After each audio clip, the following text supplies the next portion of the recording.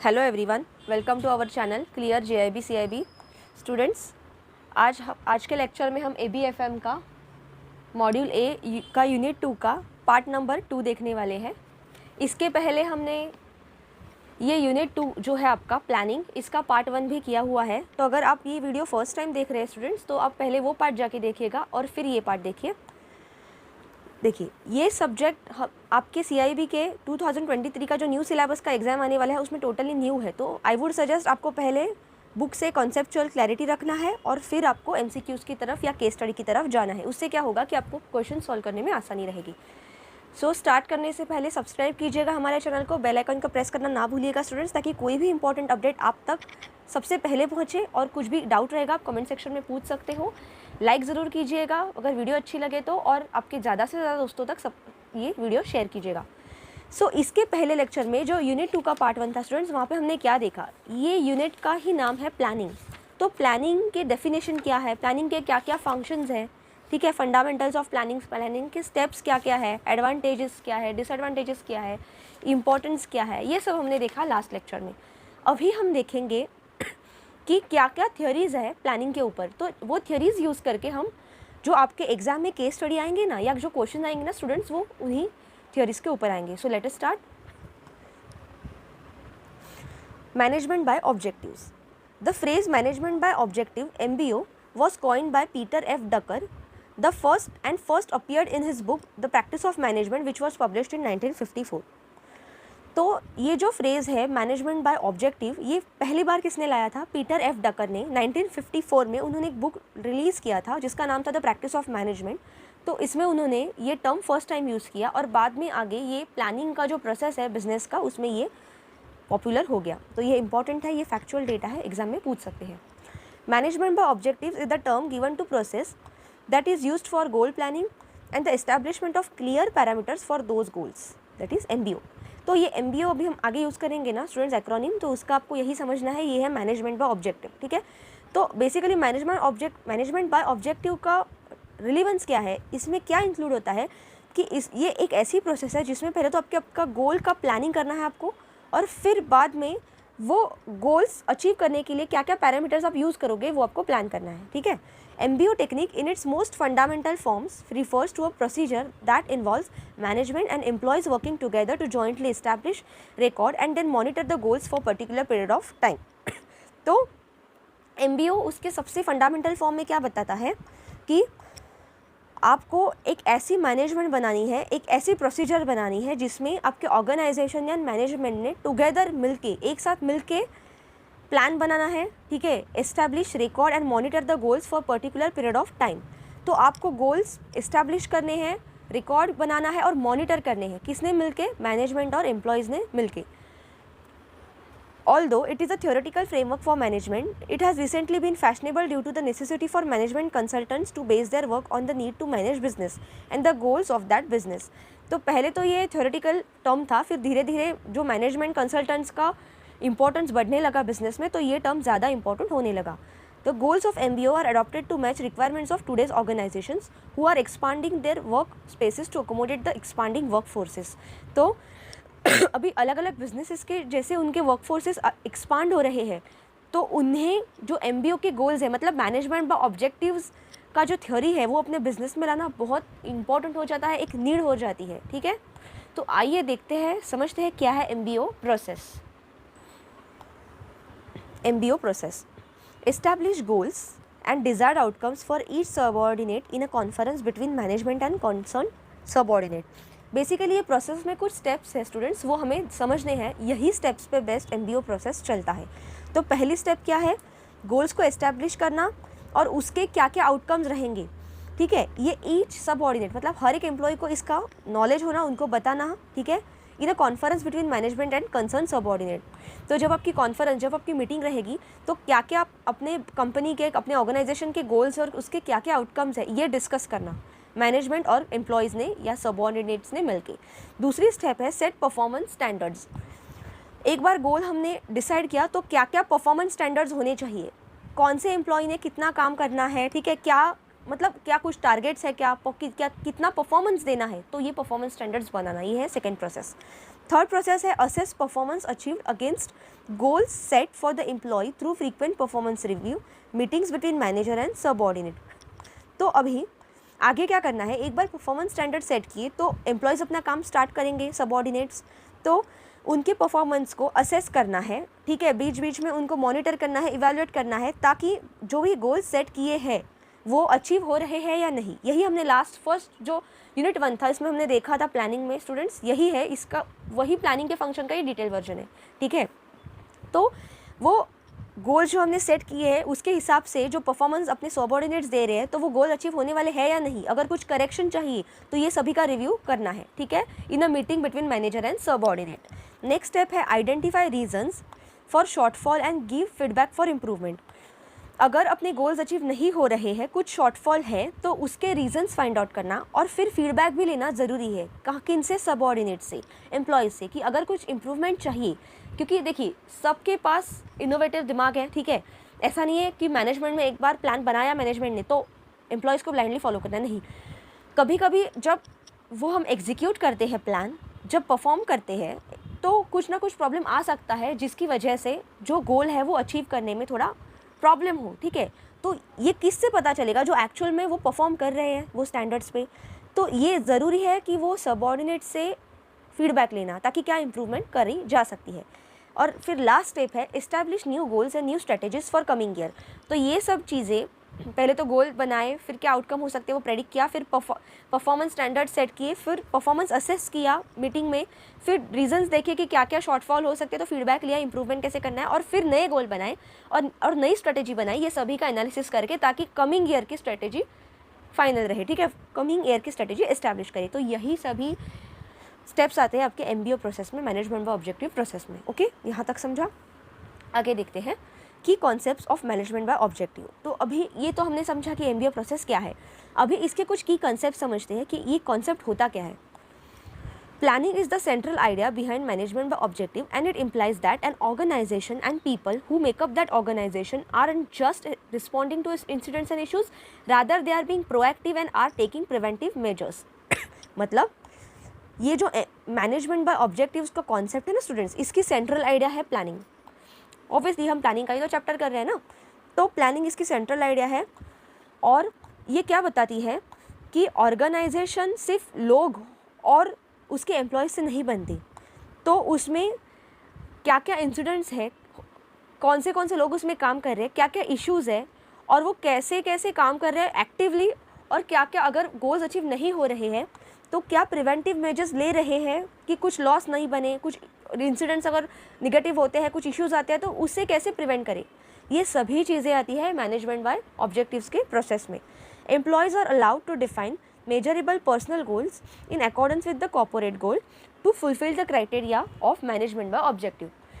तो बेसिकली ये जो मैनेजमेंट बाय ऑब्जेक्टिव का कंसेप्ट है ना, इसमें एम्प्लॉयज़ को अलाउ किया जाता है, उनको मोटिवेट किया जाता है कि वो अपने खुद के पर्सनल गोल्स भी बनाएं। अभी वो खुद के पर्सनल गोल्स क्यों बनाएं, क्योंकि जो कॉर्पोरेट के गोल्स हैं वो तो मैनेजमेंट ने उनको बताया कि आपको ये गोल्स अचीव करने हैं, लेकिन वो गोल्स अचीव करने के लिए उनको खुद के भी कुछ गोल्स बनाने पड़ेंगे। जैसे कि अगर सपोज़ मुझे मेरे कंपनी ने बोला कि आपको एक महीने में सपोज़ 1 लाख का बिज़नेस लाना है या 5 लाख का बिज़नेस लाना है, ठीक है, या आपको बैंक ने बोला सपोज़ 50 लाख का बिज़नेस लाना है विद इन 1 मंथ, तो ये क्या हुआ, कॉर्पोरेट गोल। अभी एम्प्लॉई क्या करेगा, एक एक एम्प्लॉई वो अपने पर्सनल गोल बनाएगा कि अगर मुझे एक महीने में 50 लाख का बिज़नेस बनाना है तो मुझे पर डे या पर वीक कुछ टारगेट बनाना पड़ेगा, अपना खुद का गोल बनाना पड़ेगा, तभी तो जाके वो बिग गोल अचीव होगा ना। एक ही दिन में तो 50 लाख का बिज़नेस नहीं आएगा। तो एम्प्लॉय क्या करेगा, कोशिश करेगा कि आज मैं सपोज़ 50,000 का कोशिश करूँ या 10,000 का बिजनेस प्लान अचीव करूँ। तो ऐसे छोटे छोटे गोल्स वो अपने बनाएगा ताकि जो कॉर्पोरेट गोल है वो अचीव किया जा सके। यही इंपॉर्टेंट मेन की कॉन्सेप्ट है मैनेजमेंट बाय ऑब्जेक्टिव का। तो यहाँ तक समझो आपको स्टूडेंट क्या कॉन्सेप्ट है। बेसिकली प्लानिंग तो सेंट्रल आइडिया है ही, लेकिन उसमें एम्प्लॉयज़ कितने एक्टिवली काम कर रहे हैं, अगर कुछ इशू या कुछ इंसिडेंट्स हो रहे हैं तो वो उसको कैसे इफेक्टिवली प्रिवेंट कर रहे हैं, और कॉर्पोरेट गोल जो बिजनेस का जो मैनेजमेंट का गोल है वो अचीव करने के लिए वो खुद के क्या पर्सनल गोल बना रहे हैं। ये सभी चीज़ें आती है मैनेजमेंट बाय ऑब्जेक्टिव्स। क्योंकि देखिए ऑब्जेक्टिव्स का मतलब क्या है, ऑब्जेक्टिव मतलब छोटे छोटे ना। हम लोग जब एग्ज़ाम देने जाते हैं तो सब्जेक्टिव और ऑब्जेक्टिव दो टाइप के रहते हैं एग्ज़ाम के टाइप्स, ठीक है। ऑब्जेक्टिव मतलब क्या, MCQ टाइप, मतलब क्या, कुछ मेन की पॉइंट्स पे फोकस वी आर आंसरिंग। तो मैनेजमेंट बाय ऑब्जेक्टिव मतलब क्या, ऐसी मैनेजमेंट जो छोटे छोटे ऑब्जेक्टिव के बेस पे मैनेजमेंट वो बिजनेस को मैनेज करे, मैनेजमेंट बनाई गई हो, ठीक है। तो यही की कॉन्सेप्ट है। एग्जाम्पल से समझते हैं कि ये क्या कहना चाह रहे हैं।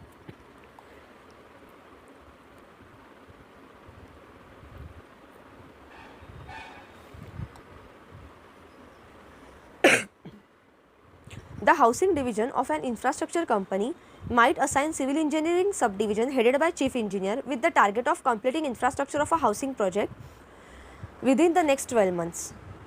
The individual goals in this case must align with the organizational goal of accomplishing subdivision's targets and need to be coordinated to work with overall organizational goals which are managed and supervised by the process called management by objectives. तो यहाँ पे एक engineering sub division का आपको example दिया है समझने के लिए कि मैनेजमेंट बाय ऑब्जेक्टिव्स कैसे चलता है।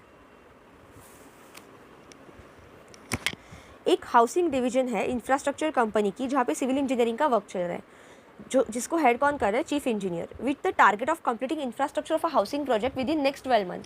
तो वो चीफ इंजीनियर ने क्या टारगेट दिया अपने एम्प्लॉयज़ को कि आपको अगले 12 महीने में एक infrastructure of housing project develop करना है, ठीक है, कंप्लीट करना है। तो उन्होंने टारगेट दिया अपने एम्प्लॉयज़ को। अभी इंडिविजुअल गोल क्या रहेगा, in this case individual goals must align with organisational goal. तो एम्प्लॉयज़ अपना खुद का कुछ गोल बनाएंगे of accomplishing sub division target need to be coordinated to work with overall organisational goal.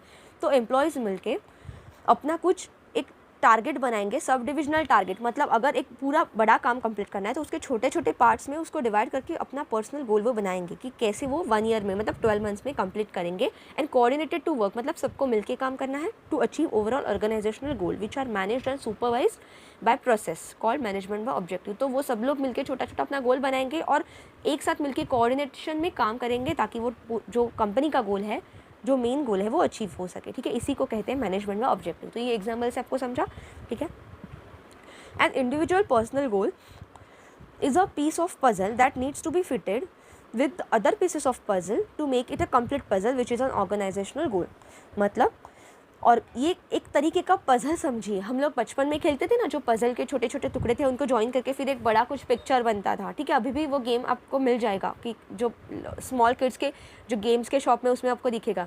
तो उसमें क्या है, ये एक इसी तरीके का कॉन्सेप्ट है मैनेजमेंट बाय ऑब्जेक्टिव्स। इसमें क्या होता है कि ऑर्गेनाइजेशनल गोल वो बड़ा पजल का पिक्चर है और वो बनाने के लिए हर एक इंसान को, उसके हर एक एम्प्लॉय को, सबऑर्डिनेट को अपना खुद का पर्सनल गोल का जो पीस ऑफ पजल है वो ज्वाइन करना है, वो फिट करना है with other pieces of puzzle to complete the puzzle. मतलब सभी एम्प्लॉयज़ अपना छोटा छोटा जो गोल है वो एक साथ मिलके जब ज्वाइन करेंगे स्टूडेंट्स, तो वो सब पीसेस मिलके एक जो कंप्लीट पजल बनेगा वही रहेगा ऑर्गेनाइजेशनल गोल। और पर्सनल गोल क्या रहेगा, हर एक का अपना अपना पीस ऑफ पजल, ठीक है। ये सबसे बेस्ट एग्जांपल है आपको समझने के लिए कि ये क्या कॉन्सेप्ट है। Managers need to sit down to write down their goals periodically and should continue to monitor the goal closely to track the progress. This is also important because in modern day organizations, achievement of goals is normally linked with performance incentive and rewards. तो basically managers को क्या करना है, एक जगह पे बैठ के शांति से पहले तो अपने गोल्स लिखने हैं पीरियोडिकली, क्या क्या पीरियड्स के लिए क्या क्या गोल्स हैं और वो गोल्स कौन से एम्प्लॉय ने कैसे कैसे करने हैं, ठीक है, उनको अपने एम्प्लॉयज़ को बताना है। फिर बाद में उसको क्या करना है, वो गोल्स को मॉनिटर करना है कि वो उसका क्लोजली ट्रैक रखना है कि वो एम्प्लॉयज़ वो गोल्स अचीव करने के हिसाब से अच्छे से काम कर रहे हैं या नहीं, और कुछ इंप्रूवमेंट की अगर ज़रूरत रहेगी, अगर गोल अचीव करने के ट्रैक में हम नहीं रहेंगे तो इंप्रूवमेंट की भी ज़रूरत है। ये इंपॉर्टेंट है, क्यों? क्योंकि आजकल के ऑर्गेनाइजेशंस में अचीवमेंट ऑफ गोल्स ये किससे लिंक किया जाता है, परफॉर्मेंस इंसेंटिव और रिवॉर्ड्स। आपको अगर अच्छा परफॉर्म किया तो कुछ रिवॉर्ड दिया जाता है, कुछ इंसेंटिव दिया जाता है, इसी से अटैच किया जाता है आज के टाइम्स में कि आपका गोल अचीव हो रहा है या नहीं। और अगर अचीव हुआ, अगर सपोज जैसे कि आपको पता होगा कुछ मार्केटिंग की जो कंपनी रहती है वो क्या करती है कि वो उनके टीम्स रहते हैं एक एक एरिया के, तो वो हर एक टीम को अपना अपना टारगेट देते हैं कि आपको ये टारगेट करना है। तो जो टीम ने अच्छे से वो पहले या वो मैक्सिमम टारगेट अचीव किया, ठीक है, जो भी है बिजनेस का, तो वो टीम को कुछ परफॉर्मेंस इंसेंटिव या कुछ रिवॉर्ड दिया जाता है। ऐसे यही कॉन्सेप्ट है यहाँ पे कि बेसिकली इसीलिए मैनेजर्स को ये मैनेजमेंट बाय ऑब्जेक्टिव जो MBA प्रोसेस है वो ऐसे फॉलो करनी है, ठीक है। आगे क्या दिया है कि ये तो हुआ मैनेजमेंट बाय ऑब्जेक्टिव का एक्चुअल प्रोसेस, उसका की कॉन्सेप्ट, अभी एक्चुअल प्रैक्टिस में क्या क्या स्टेप्स हमें फॉलो करने हैं ये एमबीओ प्रोसेस में वो देखते हैं। 5 steps that make up management by objective technique are as follows. First step है, the first thing to do is either establish or alter organizational goal for whole company. The company's mission and vision should serve as a basis for developing this comprehensive overview.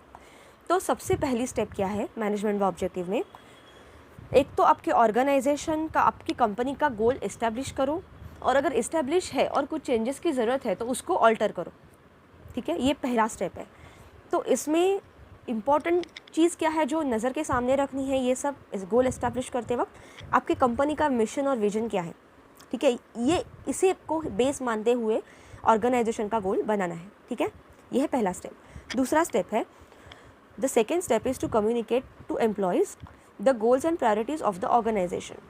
In 1981 George T Doran used acronym SMART to express the concept. This acronym stands for specific, measurable, acceptable, realistic and time bound. तो second step है कि आपको आपके employees के साथ communicate करना है, उन्हें बताना है क्या क्या गोल्स है और प्रायोरिटीज़ है ऑर्गेनाइजेशन की, ताकि वो अच्छे से काम करेंगे वो गोल्स अचीव करने के लिए। 1981 में जो जॉर्ज टी डोरान है, उन्होंने इसी चीज़ के लिए एक एक्रोनिम यूज़ किया था, उसका नाम था स्मार्ट। ये अगर आपने इसके पहले का पार्ट देखा होगा ना student, part 1 of this unit only, तो उसमें मैंने आपको एक्सप्लेन किया था स्मार्ट एक्रोनिम क्या है। देखिए यहाँ पे भी आया था, जो प्लानिंग के इम्पॉर्टेंट पॉइंट्स थे ना, उस वक्त हमने देखा था स्मार्ट गोल क्या होता है, ठीक है, और ये बहुत इंपॉर्टेंट मैंने बताया था, तो यही है। तो ये एक्रोनिम किसने पहली बार लाया, 1981 में जॉर्ज टी डोरान ने स्मार्ट एक्रोनिम लाया, और इसका जो फुल फॉर्म है वो क्या है, specific, measurable, acceptable, realistic and time bound. S for specific, M for measurable, A for acceptable, R for realistic and T for time bound, ठीक है, यही हमने देखा था यहाँ पे, ठीक है। यहाँ पे सिर्फ टाइम बाउंड का हमने टाइमली देखा था, it's one and the same, timely लिखो या टाइम बाउंड। तो ये एग्जाम पर्सपेक्टिव से बहुत इंपॉर्टेंट है स्टूडेंट्स, मार्क्स जैसे इंपॉर्टेंट कि ये स्मार्ट एक्रोनिम का आपको तो फुल फॉर्म पूछ सकते हैं इसमें से किसी भी लेटर का, या ये किसने फर्स्ट टाइम यूज़ किया, इसे किसने लाया, तो जॉर्ज टी डोरान ने कब लाया, 1981 में। इसका यूज़ कहा है, स्मार्ट क्या होना चाहिए, गोल। तो एग्जाम में ऐसे भी पूछ सकते हैं कि smart acronym is use in case of which function of management, ठीक है, तो वो किसके लिए यूज़ करते हैं हम लोग, गोल के लिए, प्लानिंग में, ठीक है। तो दूसरा स्टेप है एम्प्लॉयज़ के साथ गोल्स और प्रायोरिटीज़ को कम्युनिकेट करना। तीसरा स्टेप क्या है, third step is to encourage participation from staff members in the process of setting individual goals. तो स्टाफ मेंबर्स को वो गोल्स अचीव करने के लिए, गोल्स अचीव करने के प्रोसेस में, कोऑर्डिनेशन में अच्छे से एनकरेज करना, ताकि वो पार्टिसिपेट करे एक्टिवली और अपने इंडिविजुअल गोल्स बनाए। पहले तो अपने इंडिविजुअल गोल्स बनाए ताकि वो कंपनी का जो बड़ा गोल है वो अचीव किया जा सके। After sharing the goals of organisation with the employees from top down, employees should encourage to help them set their own goals to achieve a larger organizational goal. This will help ensure that the goals of organization are met. Because of this, employees have a greater empowerment which increase their level of motivation. तो basically organisation में जो employees हैं उनके साथ आपने communicate किया, उनको बताया कि यही अपना ऑर्गेनाइजेशन कॉर्पोरेट गोल है, अपना ऑर्गेनाइजेशनल गोल है, फिर आप अपने इंडिविजुअल गोल सेट कीजिए कि आप उसको कैसे कंप्लीट करोगे। और वंस उन्होंने इंडिविजुअल गोल सेट किए, उनको एनकरेज करना है कि वो गोल्स अच्छे से मेट हो, ठीक है, वो कंप्लीट हो, क्योंकि एम्प्लॉयज़ ही मेन इंपॉर्टेंट पार्ट प्ले करते हैं। तो अगर हमने एम्प्लॉयज़ को अच्छे से एम्पावर किया, अच्छे से उनको मोटिवेट किया, तभी तो ये गोल्स हम अचीव कर पाएंगे। क्योंकि देखो मैनेजमेंट में अगर टॉप डाउन अप्रोच में गोल सेट किया और एम्प्लॉयज़ ने वो गोल्स फॉलो ही नहीं किए, तो क्या फ़ायदा है, कुछ फ़ायदा है वो ऑर्गेनाइजेशनल गोल सेट करने का, नहीं। अगर आपके ब्रांच का सपोज़ एक टारगेट है, इतना बिजनेस सपोज करना है, कोई भी बैंक के सपोज़ 10 करोड़ का टारगेट है मंथली, ओके सपोज़, तो अगर उसके एम्प्लॉयज़ जो भी जिनके ऊपर रिस्पॉन्सिबिलिटी दी है, अगर वो अपने खुद के गोल्स ही नहीं बनाएंगे तो वो कैसे अचीव होगा ना, ठीक है। तो यही है थर्ड स्टेप, क्या करना है आपको, एम्प्लॉयज़ को इनकरेज करना है ये गोल जो गोल अचीव करने में और खुद के इंडिविजुअल गोल बनाने में। फोर्थ स्टेप है monitoring the progress made by staff members is the fourth step. Obviously अगर उनको एक बार मोटिवेट किया तो जैसे ही वो काम करना शुरू करेंगे, उनको मॉनिटर करना भी तो ज़रूरी है ना कि वो अच्छे से काम कर रहा है या नहीं, और क्या कुछ प्रोग्रेस हो रही है या नहीं। वो गोल सेट करने के बाद we have to determine how well we have met the managers and employees needs by measuring the performance of both groups, which is one of the most important parts and key components of management by objective.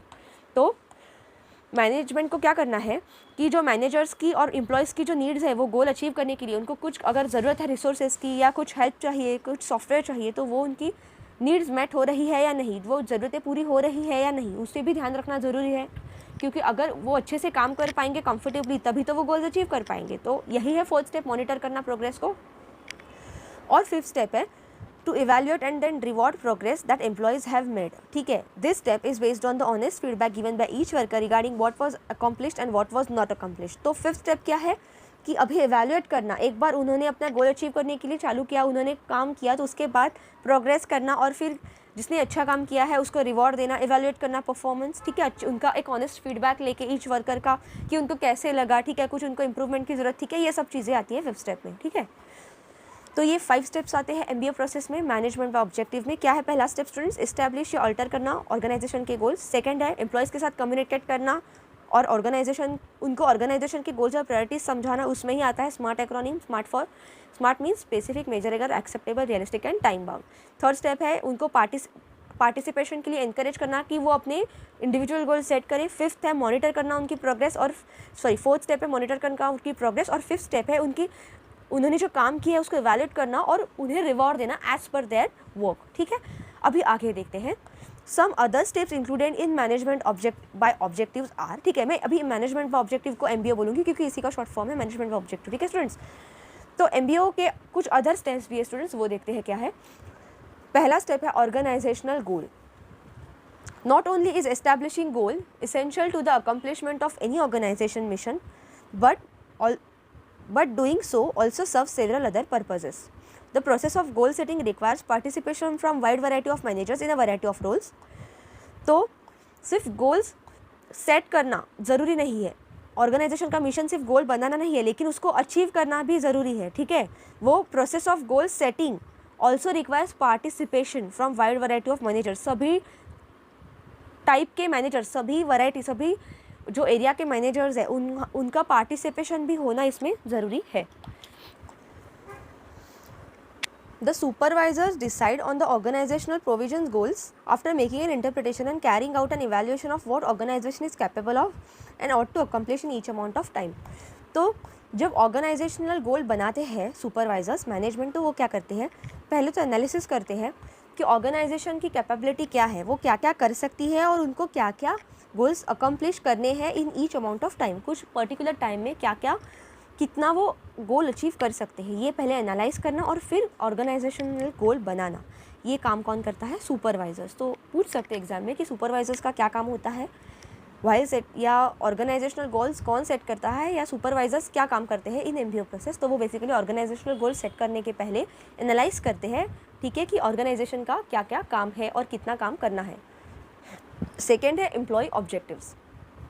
Managers can begin working with their subordinates to establish their individual goals once employees are informed about common goals, planning and strategies that should be followed.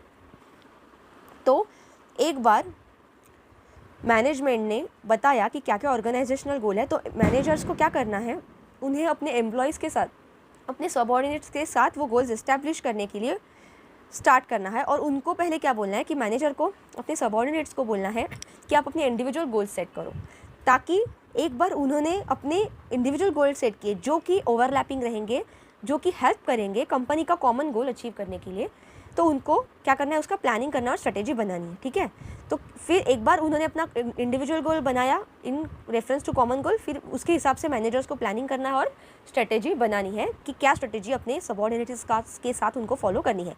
It will be a face to face conversation in which subordinates will tell managers about their goals, including which the goals they can accomplish within certain amount of time and with what resources. They can talk about some ideas that are still in brainstorming stage regarding the goals that the organization or department might find feasible.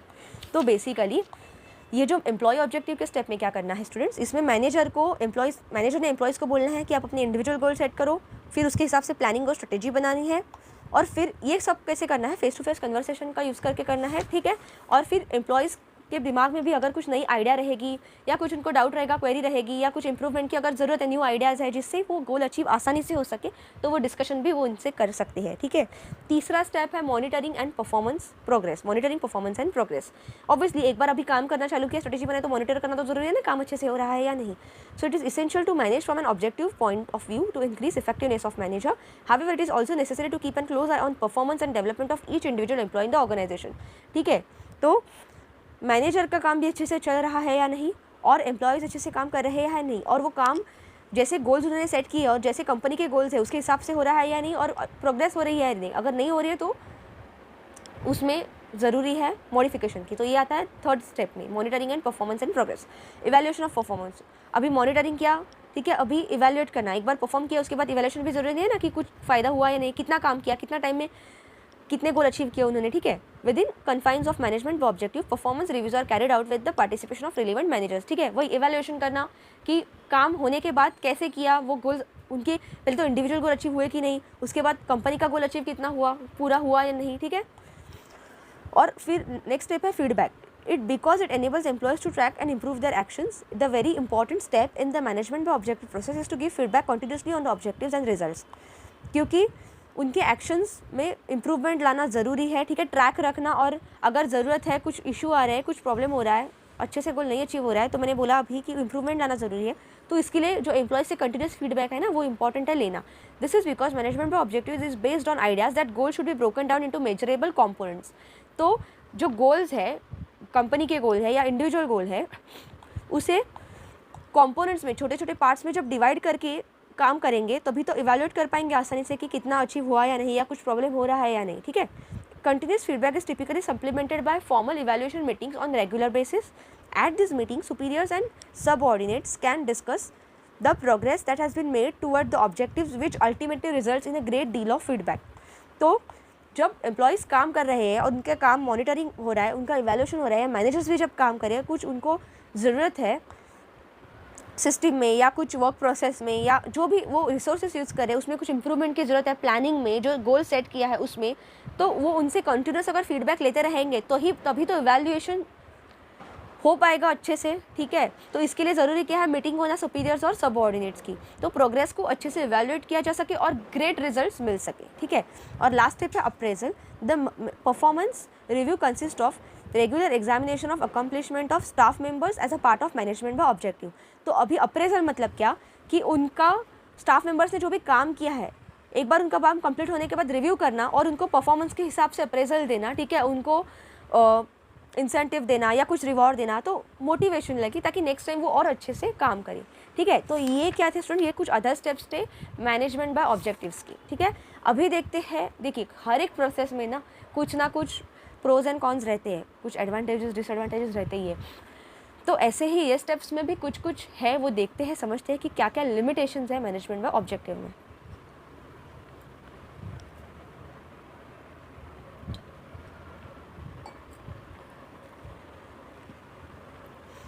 Management by objective approach frequently disregards the culture of organization as it exists today as well as in working condition। तो जो management में objective का approach है ना, वो एक बार आपका objective organisational गोल है ना, वो बनाने में फोकस करता है, लेकिन अभी फिलहाल ऑर्गेनाइजेशन में क्या कल्चर चल रहा है, अभी करंट वर्किंग कंडीशंस क्या है, वो उससे ज़्यादा मायने नहीं रखता। ठीक है, वो उसको नज़र में रखते हुए काम नहीं करता। तो ये नेक्स्ट क्या लिमिटेशन है, goals and targets receive greater amount of attention when managers forget about participation, employees' willingness to contribute, and the value of MBOs for management's professional growth.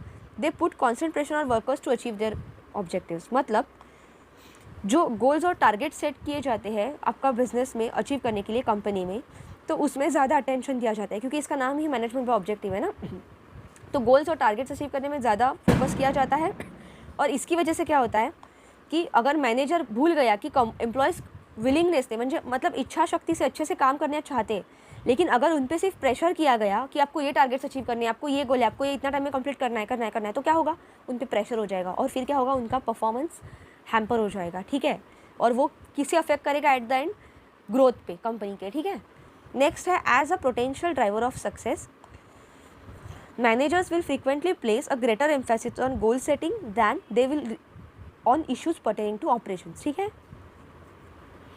As a potential driver of success, managers will frequently place greater emphasis on goal setting than they will on issues pertaining to operations. मतलब क्या, यहाँ पे जो MBO का process है उसमें क्या बोला है, मैनेजमेंट बाय ऑब्जेक्टिव, मतलब ये प्रोसेस का इटसेल्फ ही मेन मोटो है गोल सेट करके उसको अचीव करना, टारगेट सेट करके उसको अचीव करना। तो मैनेजर क्या करेंगे, वो ज़्यादा फोकस करेंगे गोल सेट करने में, ना कि जो भी एक्चुअली अभी ऑपरेशंस चल रहे हैं, अभी जो भी वर्किंग है उसमें कुछ इशू आ रहे हैं उसमें ज़्यादा फोकस नहीं रहेगा, गोल्स पे ज़्यादा फोकस रहेगा। ठीक है, मतलब क्या टारगेट अचीव करना है। Next, the MBO approach does not place a strong emphasis on the significance of the environment in which objectives are formulated. The context encompasses everything from the availability of resources and their efficiency to the buy-in associated with the leadership and the stakeholders. मतलब जो currently environment है, चाहे वो internal हो या external environment हो, जिसमें आपका बिजनेस, आपका कंपनी वर्क हो रहा है, उसे वो दिमाग में नहीं रखेगा कि क्या एनवायरनमेंट में अपना बिजनेस वर्क कर रहा है। ठीक है, ये जो MBO अप्रोच है वो सिर्फ आपको गोल देगा और आपको अचीव करना है। ठीक है, तो जो फोकस रहना चाहिए कि क्या एनवायरनमेंट में अपना बिजनेस काम कर रहा है, कुछ उसके हिसाब से आपको ऑब्जेक्टिव बनाने हैं, ये इसमें फोकस नहीं होता। फिर नेक्स्ट लिमिटेशन है, as a final point to consider, many managers have a habit of viewing management by objective as a comprehensive system that once implemented can address any and all management concerns. Over dependence can bring problems to MBO system that the system is not prepared to deal with, and it discourages any potential positive impact that could made on the issues that system is supposed to deal with. मतलब maximum managers के दिमाग में क्या रहता है कि एक बार MBO process set किया, एक बार objective, target, organisational objective, goal set किया, तो एक ही बार में ये कॉम्प्रिहेंसिव हो गया, अभी बस ब्लाइंडली हमें वो फॉलो करना है। तो बाकी के जब एग्जीक्यूशन टाइम में कुछ कंसर्न्स आते हैं, कुछ प्रॉब्लम आते हैं, तो उसे मतलब इम्प्रूव करने के लिए, उसे वो प्रॉब्लम को सॉल्व करने के लिए वो फोकस नहीं करते। जो भी इश्यूज़ आते हैं उसे सॉल्व करने में कुछ भी वो मोटिवेशन नहीं रखते। उनका सिर्फ इतना ही रहता है कि बस ओवर डिपेंडेंस हो जाता है कि एक बार गोल बनाना, गोल अचीव करना, टारगेट्स देना, टारगेट अचीव करने, बस ब्लाइंडली दे आर फॉलोइंग। इससे क्या होता है, जो एम्प्लॉय सबऑर्डिनेट्स भी काम कर रहे हैं या मैनेजर्स भी काम कर रहे हैं, वो अपना इनोवेटिव आइडियाज़ को स्टॉप करेंगे। ठीक है, अगर कुछ प्रॉब्लम आ रहा है तो उसे सॉल्व करने की कोशिश नहीं करेंगे, वो बस करते रहेंगे, बस टारगेट अचीव करना है ब्लाइंडली। सो ऐसा नहीं करना है। तो ये थे limitations of management by objective. अभी देखते हैं एडवांटेजेस क्या है MBO के मैनेजमेंट बाय ऑब्जेक्टिव के। It provides a means for determining one's goals and planning to achieve these goals. If you don't have a clear idea of what you want to accomplish, you won't be able to get there. मतलब कोई भी काम अगर आपको पता नहीं आपको कहाँ तक पहुँचना है, अगर आपने गोल ही सेट नहीं किया और आप ऐसे ही काम करते रहोगे, तो आप कैसे अचीव करोगे ना। कोई भी काम करने के लिए, बिजनेस सक्सेसफुल करने के लिए उसको गोल पहले सेट करना है। ठीक है, जैसा चलेगा वैसा चलेगा, ऐसा नहीं चलता। हर एक काम का टारगेट बनाना पड़ता है, एक गोल। अभी अगर आप स्टडी कर रहे हो, आपका सपोज एग्ज़ाम 10 जून को है, अभी चल रहा है मार्च, ठीक है, तो अप्रॉक्सीमेटली आपके पास 2 मंथ्स हैं। ठीक है, बीच बीच के दिन मैं नहीं कैलकुलेट कर रही हूँ, क्योंकि कभी कभी ऐसा होता है कि हमारा टाइम नहीं मिलता सफिशिएंट हमें एग्ज़ाम का पढ़ाई करने में, कुछ दिन वेस्ट होते हैं, कभी कुछ बीमार हो जाए या कुछ फंक्शन हो, ये हो, तो अप्रॉक्सीमेटली 2 मंथ्स है। अगर अभी से आप उसका प्लानिंग नहीं करोगे, ऑर्गेनाइजेशनल गोल, मतलब आपके दिमाग में एग्ज़ाम का गोल नहीं बनाओगे, तो आप कैसे अचीव करोगे ना, एग्ज़ाम कैसे क्रैक करोगे। ठीक है, यही चीज़ है।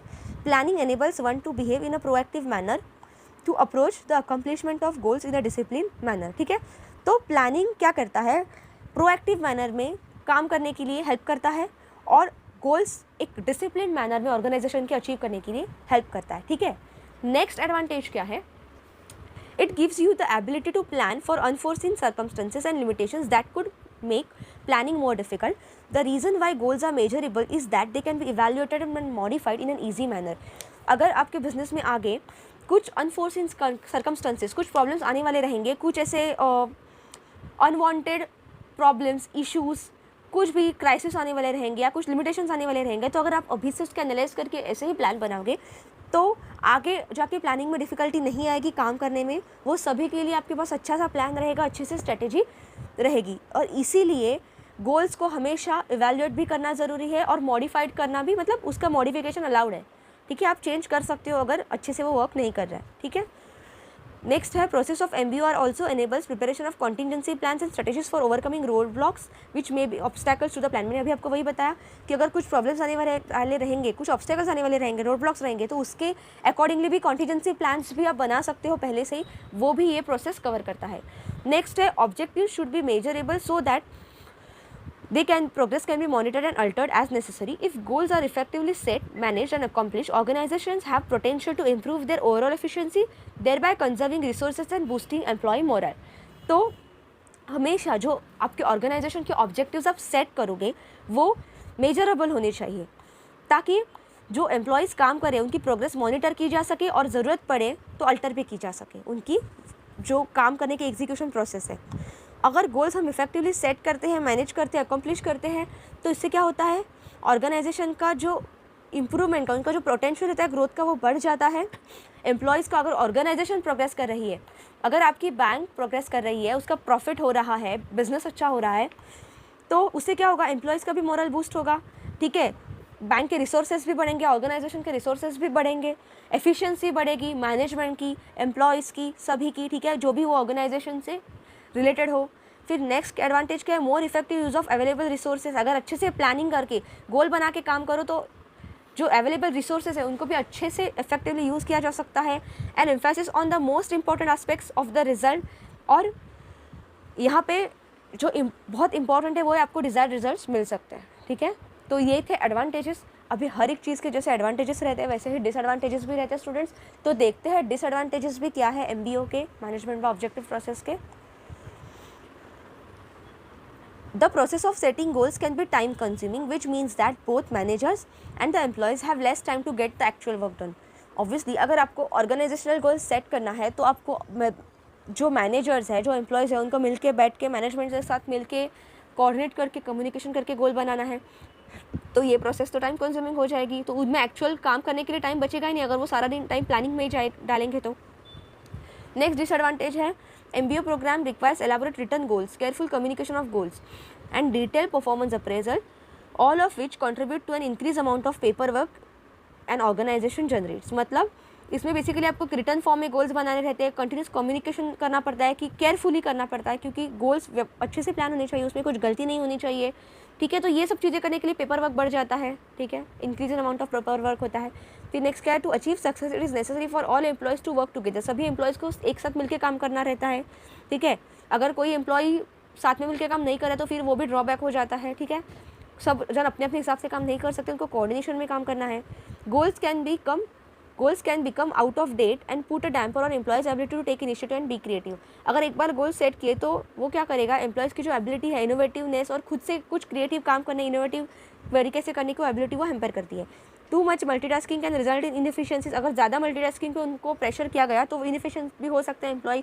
Inability of subordinate to feel at the ease. ठीक है, फिर इनफ्लेक्सिबल भी हो सकता है अगर ज़्यादा उनको टारगेट्स या गोल अचीव करने का प्रेशर रहेगा तो. It might make workers live more difficult and frustrating. अगर उनको ज़्यादा प्रेशर करे तो वो क्या हो सकता है, उनके लिए वो फ्रस्ट्रेटिंग भी हो सकता है ज़्यादा मेंटल प्रेशर करेंगे तो. MBO is an approach based on rewards and sanction. तो बेसिकली जो मैनेजमेंट बाय ऑब्जेक्टिव का अप्रोच है वो किस पे बेस्ड है, रिवॉर्ड देने और सैंक्शंस में. तो अगर किसी एक को रिवॉर्ड दिया तो ऑफिस में काम तो सभी जन करते हैं. ठीक है, ऑर्गेनाइजेशन में कोई एक ही एम्प्लॉय के काम करने की वजह से तो प्रॉफिट नहीं होगा, सभी का काम जरूरी है. तो अगर किसी ने ज़्यादा काम किया और किसी को रिवॉर्ड दिया तो बाकी के लोगों को भी वो क्या फोकस अप्रोच रखता है कि अरे वी ऑल्सो डिड बेस्ट, लेकिन एक को मिला तो बाकी जन के मन में माइट भी ऐसा भी हो सकता है कि वो एक तरीके का एक कॉम्प्लेक्स आ सकता है. फिर नेक्स्ट है, MBO sometimes might lack appreciation by the employees and workers. ठीक है, तो समटाइम्स जो बाकी के एम्प्लॉयज़ और वर्कर्स में उनमें लैक ऑफ अप्रिसिएशन, वही बोला कि उनको अगर अच्छे से अप्रिशिएट नहीं किया गया तो उनमें एक प्रकार का डिसमोटिवेशन, फ्रस्ट्रेशन आ सकता है. तो ये थे डिसएडवांटेजेस ऑफ MBO. ठीक है, तो ये थे स्टूडेंट मैनेजमेंट बाय ऑब्जेक्टिव्स का कॉन्सेप्ट, की कॉन्सेप्ट, स्टेप्स, और फिर एडवांटेजेस, डिसएडवांटेजेस एंड लिमिटेशंस. अभी हम देखेंगे ये जो एक्चुअली मॉड्यूल है, एक्चुअली यूनिट है प्लानिंग का, इसके क्या क्या कॉम्पोनेंट्स है. Plan components. For an organisation to achieve goals, planning is essential. The key components of planning are objectives or goals, policies, overviews, procedures, directions, rules, programs or methods, budgeting or funding, time schedule, core value, mission, vision, SWOT analysis and management. तो कोई भी organisation का जब हम plan बनाते हैं student तो उसके ये की कंपोनेंट है. आपको गोल बनाना पड़ता है, फिर कंपनी या बिजनेस आपका क्या पॉलिसी फॉलो करने वाली है, क्या क्या प्रोसीजर, कैसे डायरेक्शन, कैसे रूल्स में उनको फॉलो करना है. ठीक है, क्या क्या मेथड्स फॉलो करेंगी, क्या बजट रहेगा, कैसे क्या टाइम में फॉलो करेगी, क्या वैल्यूज़ होनी चाहिए, क्या मिशन विजन है ऑर्गेनाइजेशन का, स्वॉट एनालिसिस, ये हम आगे देखेंगे स्टूडेंट, स्वॉट एनालिसिस क्या और मैनेजमेंट. ठीक है, ये सभी कंपोनेंट्स है आपके प्लानिंग के, ठीक है। अभी आगे देखते हैं एनवायरमेंटल एनालिसिस क्या होता है। कोई भी बिजनेस का प्लानिंग करते वक्त उसके आसपास के एनवायरनमेंट का एनालिसिस होना बहुत ज़रूरी है, क्या एनवायरनमेंट में वो काम करने वाला है। Environmental analysis refers to the process of examining all the factors both internal and external that have an impact on performance of the organization. This can be done both systematically and qualitatively. हमने जो first chapter था unit 1 का, उसमें हमने देखा था कि internal और एक्सटर्नल फैक्टर्स क्या रहते हैं। आगे वही दिया है आपको, the opportunity and threats are the external factors of organization and are portrayed by external components, whereas the strength and vulnerability of a business are entity shown by internal component। तो अपने बिजनेस के लिए जो environment रहता है, क्या environment में अपना बिजनेस या अपना कंपनी काम करने वाला है, तो एक है इंटरनल एनवायरनमेंट और दूसरे रहते हैं एक्सटर्नल एनवायरनमेंट। तो इंटरनल मतलब ऑर्गेनाइजेशन के अंदर क्या चल रहा है, तो अंदर के मतलब इंटरनल एनवायरनमेंट क्या है, इंटरनल कंपोनेंट्स क्या है एनवायरमेंटल एनालिसिस के, स्ट्रेंथ और क्या वल्नरेबिलिटी है, और जो बाहर से आने वाले कंपोनेंट क्या है एनवायरनमेंट के external components, opportunity and threats, ठीक है। क्या क्या अपॉर्चुनिटी आने वाली है और क्या क्या थ्रेट आने वाले हैं, देखते हैं डिटेल में। Information glean from conducting and environmental analysis is what strategic planners use when trying to make predictions about the future trend. तो जब प्लानिंग करते हैं ना गोल बनाने का, तो एनवायरमेंटल एनालिसिस करना बहुत ज़रूरी है। तो इन्फॉर्मेशन कैन ऑल्सो भी utilize to conduct operational environmental analysis and to establish organizational goals, ठीक है। गोल्स बनाते वक्त ये सब एनवायरमेंटल एनालिसिस करना ज़रूरी है। Results of environmental analysis can be use to evaluate state of organization at present time as well as to make projection about future, ठीक है। तो यही सभी चीज़ें दिमाग में रखते हुए उन्होंने बोला है। एडवांटेजेस के एनवायरमेंटल एनालिसिस के देखिए, it contributes to the accomplishment of goals accomplish करने के लिए कंट्रीब्यूशन करता है, ठीक है, कैसा एनवायरमेंट वो काम कर रहा है। Identifies and analysis potential dangers, क्या डेंजर्स हो सकते हैं बिजनेस के लिए, उसको भी आइडेंटिफाई करता है। Helps understand the developments in the commercial environment, ठीक है, क्या डेवलपमेंट्स हो रही है आसपास के कमर्शियल एनवायरमेंट में, वो देखता है। Creates awareness of impending dangers of every prospective opportunity, तो हर एक अपॉर्चुनिटी से भी कुछ डेंजर्स अगर आ सकते हैं उसे भी देखता है।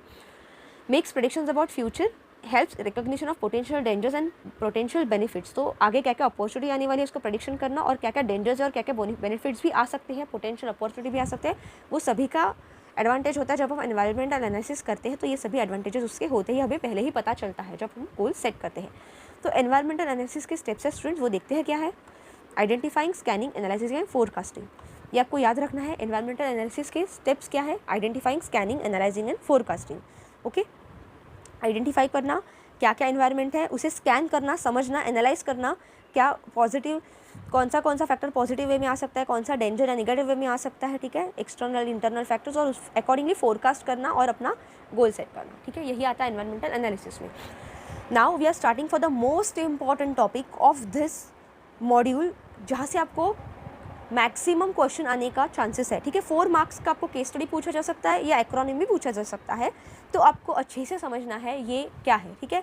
पेसल या पेसली एनालिसिस भी आप इसको बोल सकते हैं, जैसे आप प्रोनाउंसिएशन करें, लेकिन इस पे आपको मैक्सिमम चांसेस है कि क्वेश्चन मिलेगा एग्जाम में, क्योंकि ये यूनिट से अगर सबसे इंपॉर्टेंट मैं आपको अब बोलो कि क्या है तो यही है, ठीक है। देखते हैं क्या है।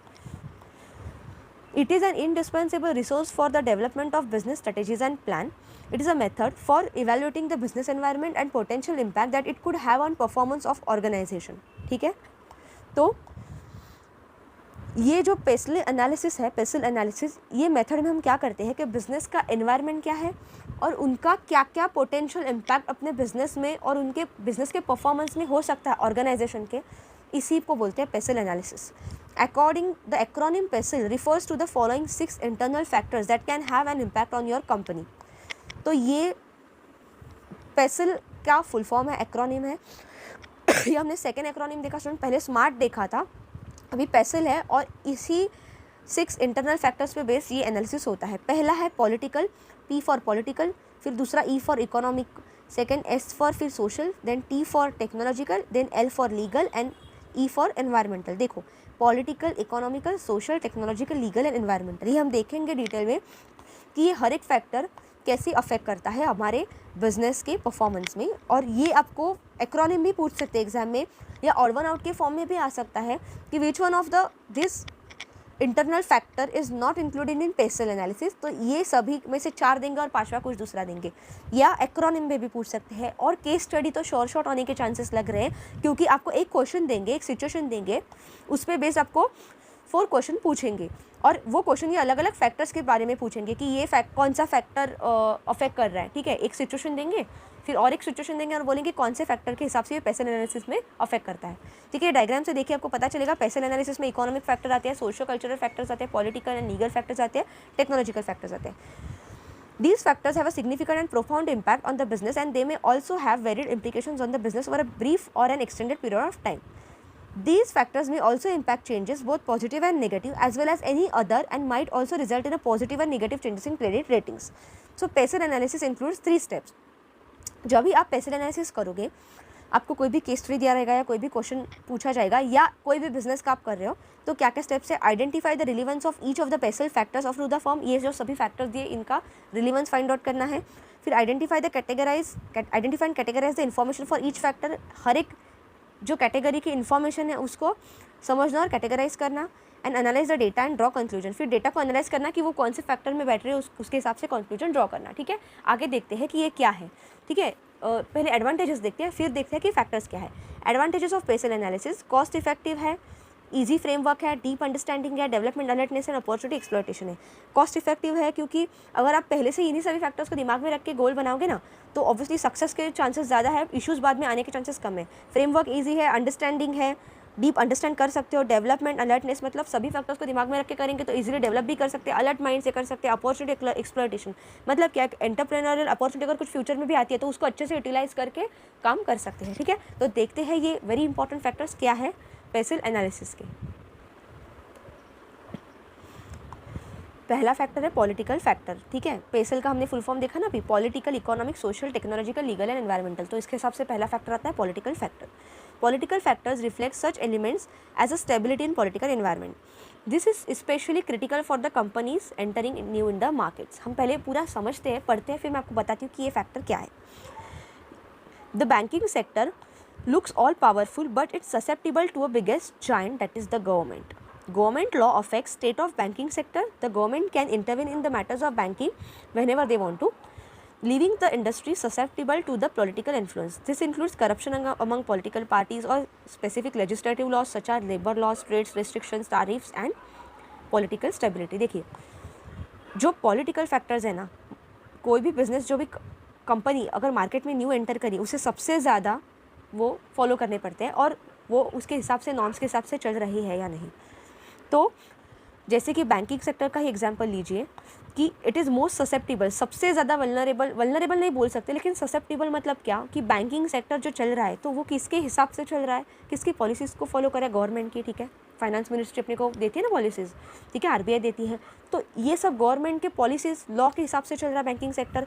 और अगर कभी भी वो लॉज में चेंजेस आते हैं तो बैंक्स को वो फॉलो करने पड़ते हैं क्योंकि इट इज़ गवर्नमेंट ने उन्हें बताया है। तो इसीलिए ये इंडस्ट्री जो है सबसे ससेप्टिबल है फॉर गवर्नमेंट लॉज। ठीक है, तो और भी फैक्टर्स हैं ना जो कि अलग अलग कंपनीज़ को, बिजनेस को अफेक्ट कर सकते हैं। जैसे कि अगर किसी पॉलिटिकल पार्टी का कुछ प्रॉब्लम हुआ, करप्शन अगेंस्ट पॉलिटिकल पार्टीज़, कुछ अलग स्पेसिफिक लेजिस्लेटिव लॉज लाए गए जैसे कि लेबर लॉ, ट्रेड रिस्ट्रिक्शंस लाए, कुछ टैरिफ्स बढ़ाए गए, पॉलिटिकल स्टेबिलिटी अगर नहीं रहेगी तो वो सपोज आज एक पार्टी है, उन्होंने अपने लॉ बनाए, फिर कल दूसरे उन्होंने अलग लॉ बनाए, तो जो एक्चुअल में बैंक्स या ऑर्गेनाइजेशन वो फॉलो कर रहे हैं उनको ही चेंजेस करने पड़ेंगे, तो वही ससेप्टिबल है ना, वही क्रिटिकल पोजीशन में आ जाते हैं। ठीक है, तो ये पहला फैक्टर है पॉलिटिकल फैक्टर। तो जब आप पेसल एनालिसिस कर रहे हो तो अभी आपको जब पेसल एनालिसिस का केस स्टडी भी दिया जाएगा ना स्टूडेंट, तो ऐसा कोई भी फैक्टर रहेगा कि जो कि गवर्नमेंट के लॉज रहेंगे, कुछ भी, और लेजिस्लेटिव लॉ की कुछ स्टैंडर्ड्स, कुछ पॉलिसीज़, कुछ ट्रेड रिस्ट्रिक्शन, ठीक है, पॉलिटिकल टाइप्स के रिलेटेड रहेंगे, तो आप उसे पॉलिटिकल फैक्टर में अटैच करोगे। ठीक है, क्योंकि आपको पूछा जाएगा कि ये कौन सा फैक्टर है। ठीक है, फिर नेक्स्ट है इकोनॉमिक फैक्टर। देखते हैं, economic factors have a direct impact on potential attractiveness of various strategies. For example, if interest rate rise then the fund needed for the capital expansion become costly and unavailable. Macro economic factors will have a short and long term effects on success of the strategies. So economic factor क्या करते हैं, जैसे कि अगर interest rate बढ़े, suppose कोई organization ने loan लिया या लोन किसी को दे रहे हैं, बैंक्स है, या किसी को फंड्स की नीड है, तो वो क्या इंटरेस्ट में वो लेंगे, कैपिटल की ज़रूरत है। ठीक है, फंड्स नीडेड फॉर कैपिटल, तो अगर इंटरेस्ट रेट चेंज हुए या फंड्स की जो उनके लिए अवेलेबिलिटी है वो नहीं रहेगी या उसमें कुछ भी प्रॉब्लम्स हो, तो ये सब चीज़ें आती है इकोनॉमिक फैक्टर्स में। Macro economic factors will have a short and long term effects on success of their strategies. Macro economic factors include inflation rates, interest rates, tariffs, global rates of the local and foreign national economies, exchange rates, unemployment and availability of critical labor. तो economic factors में क्या क्या चीज़ें आती हैं आपको ध्यान रखनी है, यहाँ पे भी मैंने बताया था. अगर कुछ लॉज भी रहेंगे पॉलिटिकल तो पॉलिटिकल में आएगी. इकोनॉमिक फैक्टर्स में क्या क्या चीज़ें आती है स्टूडेंट्स? इन्फ्लेशन रेट्स रहते हैं, अगर इन्फ्लेशन बढ़ता है तो उसके रेट्स इन्फ्लेशन बढ़ता है, डिफ्लेशन जो भी है तो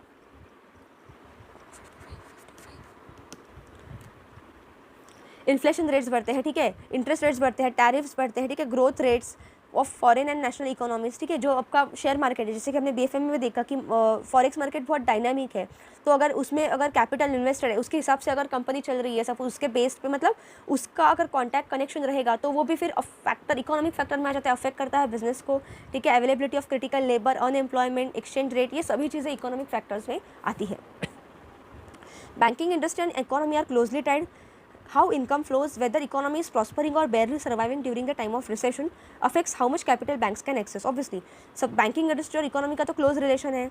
अगर अभी करंटली इकोनॉमी कैसे प्रॉस्पर कर रही है या हार्डली मतलब हार्ड टाइम से जा रही है, उस पर भी डिपेंड करता है कि बैंक्स के पास कितना कैपिटल रहेगा, लोग अपने पैसे बैंक में इन्वेस्ट करेंगे या नहीं, ठीक है, तो बैंक के पास डिपॉजिट रहेंगे या नहीं, उस पर भी वो अफेक्ट करेगा. Spending habits and reasons behind them determine when customers borrow or deposit funds at bank. वही सब फैक्टर्स मैंने बताया आपको, ये आते हैं इकोनॉमिक फैक्टर्स में. तो अगर एग्जाम में आपको केस स्टडी दिया जाएगा और उसमें inflation rate, interest rate, tariffs, global rates, ठीक है, या लेबर के हिसाब से, अनएम्प्लॉयमेंट के हिसाब से कुछ भी रिगार्डिंग रहेगा, तो रिसेशन वगैरह रहेगा, इन्फ्लेशन रहेगा, तो ये आएगा इकोनॉमिक फैक्टर में, ठीक है. फिर नेक्स्ट है सोशो कल्चरल फैक्टर्स. नाम से पता चलता है सोशो कल्चरल मतलब करंटली जो कल्चर में हम रह रहे हैं उसका फैक्टर रहेगा, उसका इम्पैक्ट रहेगा. It socio cultural factor varies from country to country. These may include local languages, dominant religions, leisure time, age, life span, demographics, attitude towards consumerism, environmentalism and roles of men and women. Cultural influences such as buying behaviors and necessities affect how people see and use banking options. ठीक है, मतलब क्या वहाँ की local language होंगी, ठीक है, कौन से रिलीजन डोमिनेट रहेंगे, क्या क्या लेजर टाइम उनका रहेगा, क्या एज रहेगी कंज्यूमर्स की, मतलब क्या एज को हम फोकस करें हम अपना बिजनेस करने के लिए. फिर उनके लाइफ स्पैन, डेमोग्राफिक्स क्या है, एटीट्यूड कैसा है टुवर्ड्स कंज्यूमरिज्म, ठीक है, कैसे टाइप के कंज्यूमर्स है, वहाँ का क्या इन्वायरमेंट है, वहाँ पे मेन और वुमेन का रोल क्या है, ठीक है, एक्चुअल में पार्टिसिपेट करने का, ठीक है, जब बिजनेस में कुछ या कंपनी में कुछ इन्वेस्टमेंट के लिए, ठीक है, तो ये सभी चीज़ें. और लोगों का बाइंग बिहेवियर क्या है, उनकी ज़रूरतें क्या है, ये सभी चीज़ें आते हैं कल्चरल इन्फ्लुएंसेस में. और जैसे कि सपोज अभी देखिए आगे देखते हैं. People turn to banks for advice and assistance for loan related to business, home, education. तो लोग बैंक के पास क्यों आते हैं? बिजनेस लोन के लिए, होम लोन, एजुकेशन लोन के लिए, या उनको कुछ असिस्टेंस चाहिए, कुछ पैसे इन्वेस्ट करने. तो वहाँ के लोग कैसे हैं, ठीक है, मतलब वो इन्वेस्टमेंट में ज़्यादा फोकस कर रहे हैं या वो सेविंग में या वो लोन में. तो ये सभी चीज़ें वहाँ का कल्चर कैसा है इस पर डिपेंड करेंगे. ये सोशो इकोनॉमिक फैक्टर्स में, सोशो कल्चरल फैक्टर्स में आता है. पीपल टर्न टू बैंक्स, ठीक है, ये पढ़ा. Consumers seek information from the bank staff regarding saving accounts, bank related credit cards, investment and more. Consumer desire a seamless banking experience and technology is developing to allow consumers to buy products easier without requiring assistance directly from the banks. तो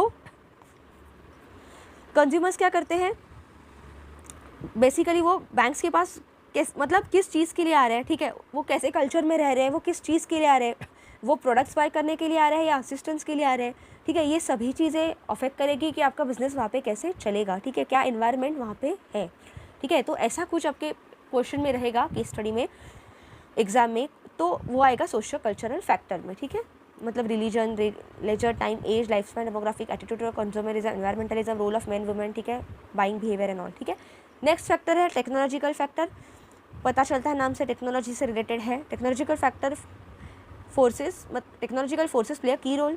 The internet is changing the very nature of opportunity and threats by altering the life cycle of products, increasing the speed of distribution, creating new products, services, erasing reach of traditional geographic markets, and changing the historical trade-off between the production standardization and flexibility.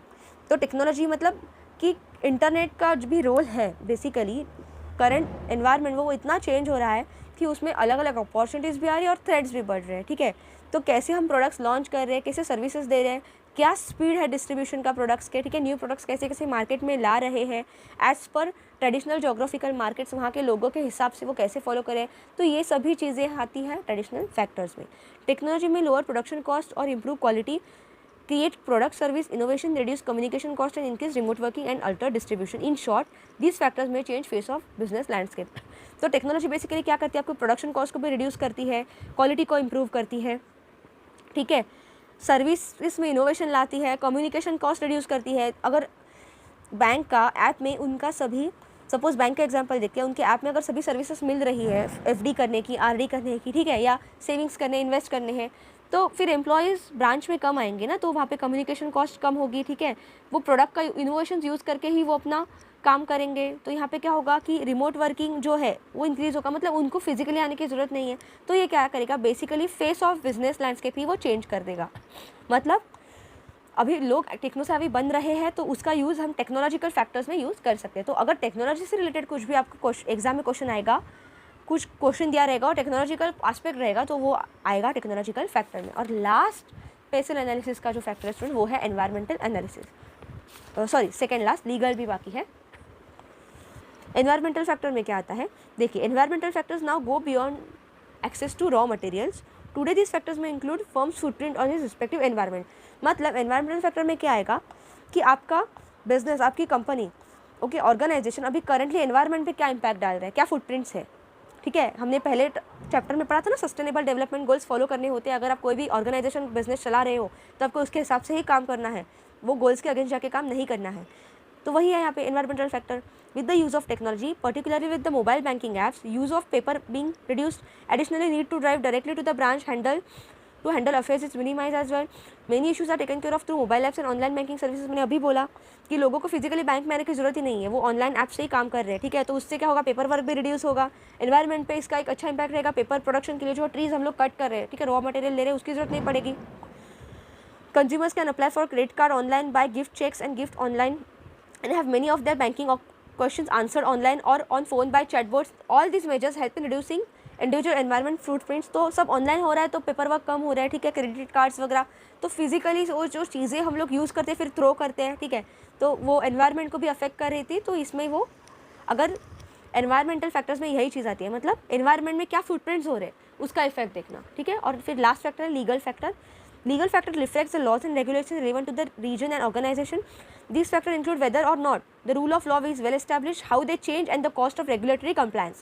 तो आपका business, आपका organisation, जो भी वो reason में, जो भी वो वहाँ पे गवर्नमेंट है, वो रीजन का जो लॉ है, जो स्टेट का लॉ है, वो फॉलो कर रहे हैं या नहीं, ठीक है, well established rule of law में है, आ रहा है या नहीं. अगर नहीं कर रहे वो क्या चेंजेस उसमें ज़रूरत है, क्या कॉस्ट बैठ रही वो लॉज का रेगुलेटरी कंप्लाइंस करने के लिए, ठीक है. अगर जैसे कि हम लोग ने, हमारे ऑर्गेनाइजेशन में ऑडिट्स होते हैं, ठीक है, तो वो एज पर लॉ रेगुलेशन हो रहा है या नहीं, वो चेक करने के लिए तो होते हैं, तो उसकी क्या कॉस्ट है. तो ये सभी चीज़ें आती है लीगल फैक्टर्स में, ठीक है.